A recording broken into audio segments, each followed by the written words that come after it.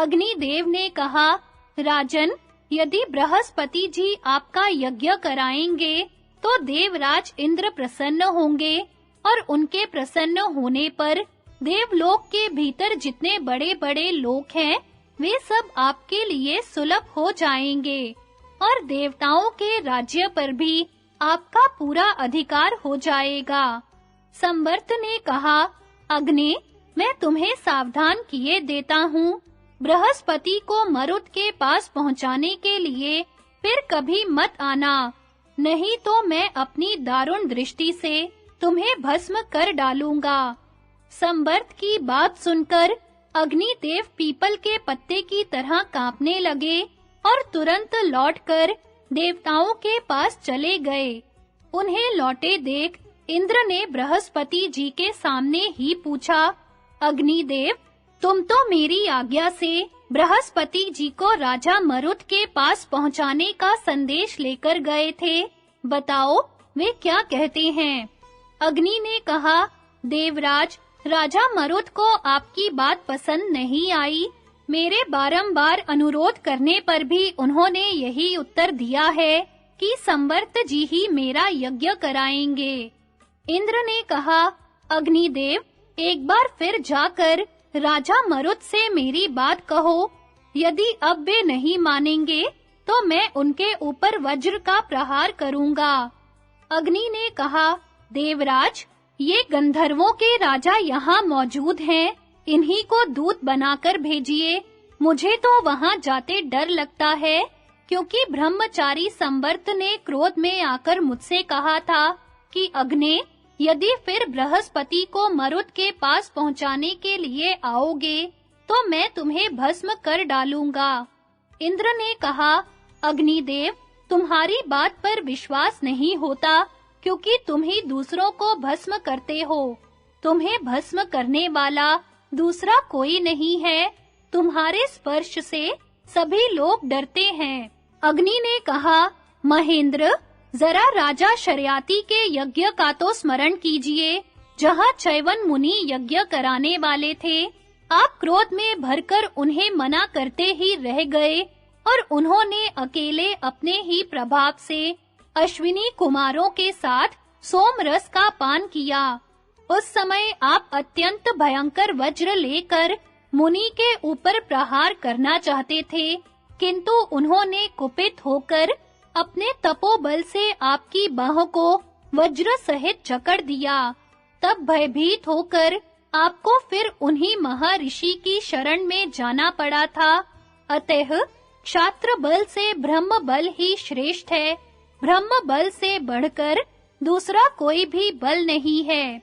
मैं ब्रह्म तेज को अच्छी तरह जानता हूँ, अतएव मुझे संवर्त को जीतने का साहस नहीं होता।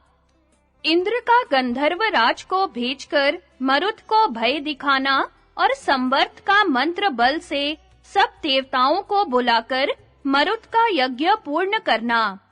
इंद्र ने कहा, यह ठीक है कि ब्रह्म बल सबसे बढ़कर है, ब्राह्मण से श्रेष्ठ दूसरा कोई नहीं है, किंतु मैं राजा मरुत के बल को नहीं सह सकता। उनके ऊपर अवश्य अपने घोर वज्र का प्रहार करूंगा। गंधर्व राज धृतराष्ट्र, अब मेरे कहने से वहां जाओ और संवर्त के साथ मिले हुए राजा मरुत से कहो, राजन, आप बृहस्पति को अपने यज्ञ का आचार्य बनाइए, अन्यथा देवराज इंद्र आपके ऊपर घोर वज्र का प्रहार करेंगे। इंद्र की आज्ञा पाकर धृतराष्ट्र राजा मरुत के पास गए और उनसे इंद्र का संदेश इस प्रकार कहने लगे, महाराज, मैं धृतराष्ट्र नामक गंधर्व हूँ और आपसे देवराज इंद्र का संदेश सुनाने आया हूँ। संपूर्ण लोकों के स्वामी इंद्र ने कहा है कि आप बृहस्पति को अपने यज्ञ का पुरोहित बनाइए। यदि मेरी बात नहीं मानेंगे तो मैं आप पर भयंकर वज्र से प्रहार करूंगा। मरुत ने कहा, गंधर्वराज, आप इंद्र, विश्वेदेव, वसु और अश्विनी कुमार आदि सभी देवता इस बात को जानते हैं कि मित्र के साथ द्रोह करने पर ब्रह्म हत्या के समान पाप लगता है। उससे छुटकारा पाने का संसार में कोई उपाय नहीं है, अतः मेरा यज्ञ तो अब संवर्त जी ही कराएंगे। बृहस्पति जी देवताओं और वज्रधारियों में श्रेष्ठ इंद्र का यज्ञ करावें। इसके विरुद्ध न तो मैं आपकी बात मानूंगा और न इंद्र की ही। गंधर्वराज ने कहा, महाराज, इंद्र आकाश में गर्जना कर रहे हैं, उनका भयंकर सिंहनाद सुनिए।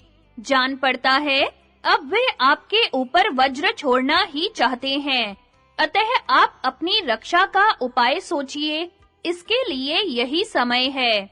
गंधर्वराज धृतराष्ट्र के ऐसा कहने पर राजा मरुत ने आकाश में सिंहनाद करते हुए इंद्र की आवाज सुनकर तपः परायण संवर्त मुनि से कहा, विप्रवर, मैं आपकी शरण में हूँ और आपके द्वारा अपनी रक्षा चाहता हूँ, अतः आप कृपा करके मुझे अभय दान दें। देखिए, ये वज्रधारी इंद्र 10 दिशाओं को प्रकाशित करते हुए चले आ रहे हैं। इनके भयंकर सिंहनाद से हमारी यज्ञशाला के सभी सदस्य थर्रा उठे हैं। संवर्त ने कहा, राजन, इंद्र से भय न करो। मैं स्तंभिनी विद्या का प्रयोग करके बहुत जल्द तुम्हारे ऊपर आने वाले इस भयंकर संकट को दूर किए देता हूँ। विश्वास रखो और इंद्र से पराजित होने का भय छोड़ दो। मैं अभी उन्हें स्तंभित करता हूँ तथा संपूर्ण देवताओं के अस्त्र शस्त्र भी मैंने क्षीण कर दिए हैं।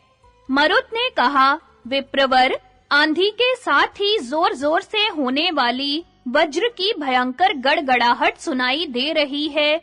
इससे रह रहकर मेरा हृदय कांप उठता है। आज मन में तनिक भी शांति नहीं है। संवर्त ने कहा, राजन, तुम्हें इंद्र के भीषण वज्र से तो कदापि भय नहीं करना चाहिए। मैं अभी वायु का रूप धारण करके इस वज्र को निष्फल किए देता हूँ। इस भय को छोड़ो और मुझसे दूसरा कोई वर मांगो।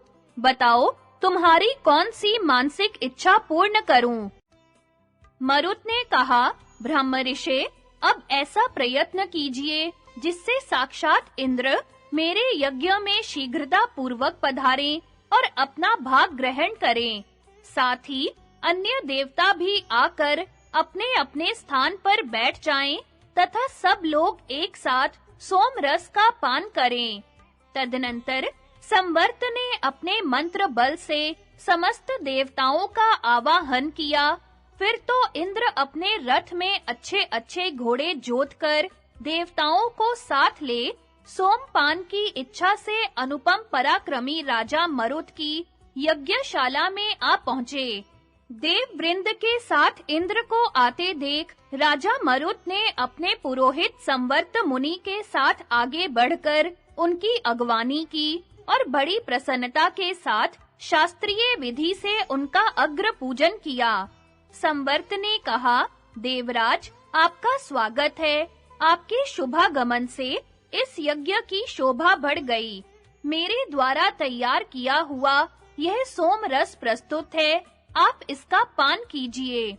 मरुत ने कहा, सुरेंद्र, आपको मेरा प्रणाम है। आप मुझ पर कल्याणमयी दृष्टि रखिए।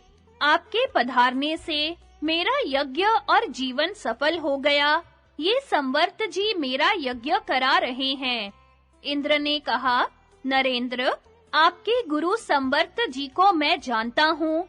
ये बृहस्पति के छोटे भाई और तपस्या के धनी हैं। इनका तेज दुस्सह है। इन्हीं के आवाहन से मुझे यहाँ आना पड़ा है। अब मेरा सारा क्रोध दूर हो गया है और मैं आप पर विशेष प्रसन्न हूँ। संवर्त ने कहा, देवराज, यदि आप प्रसन्न हैं तो यज्ञ में जो कार्य आवश्यक हैं उसका स्वयं ही उपदेश दीजिए तथा स्वयं ही सब देवताओं के भाग निश्चित कीजिए।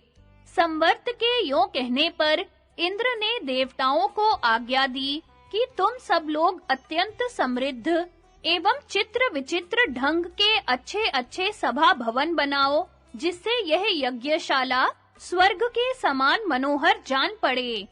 यह सुनकर समस्त देवताओं ने शीघ्र ही इंद्र की आज्ञा का पालन किया। तत्पश्चात इंद्र ने प्रसन्न होकर राजा मरुत की प्रशंसा करते हुए कहा, राजन, यहाँ मेरे साथ तुम्हारे पूर्वज और संपूर्ण देवता भी प्रसन्नता पूर्वक एकत्रित हुए हैं। ये सब लोग तुम्हारा दिया हुआ हविष्य ग्रहण करेंगे। तदनंतर द्वितीय अग्नि के समान तेजस्वी महात्मा संवर्त ने उच्च स्वर से मंत्र पढ़ते हुए देवताओं के नाम ले लेकर अग्नि में हविष्य का हवन किया। इसके बाद इंद्र तथा सोमपान के अधिकारी अन्य देवताओं ने उत्तम सोम रस का पान किया। इससे सबको तृप्ति और प्रसन्नता हुई। फिर सब देवता राजा मरुत की अनुमति लेकर अपने-अपने स्थान को चले गए। तब राजा ने बड़े हर्ष के साथ वहां पग-पग पर सुवर्ण की ढेरी लगवाई और ब्राह्मणों को बहुत सा धन दान किया। उस समय धनाधिपति कुबेर के समान उनकी शोभा हो रही थी। तत्पश्चात ब्राह्मणों को ले जाने से जो धन बच गया, उसको मरुत ने एक स्थान पर जमा कर दिया। फिर अपने गुरु संवर्त की आज्ञा लेकर वे राजधानी को लौट आए और समुद्र पर्यंत पृथ्वी का राज्य करने लगे। युधिष्ठिर, राजा मरुत ऐसे प्रभावशाली थे। उनके यज्ञ में बहुत सा सुवर्ण एकत्रित किया गया था। तुम उसी धन को मंगवाकर यज्ञ के द्वारा देवताओं को तृप्त करो। वैशंपायन जी कहते हैं, जन्मेजय, सत्यवती नंदन व्यास जी के वचन सुनकर राजा युधिष्ठिर बहुत प्रसन्न हुए और उन्होंने उस धन के द्वारा यज्ञ करने का विचार किया।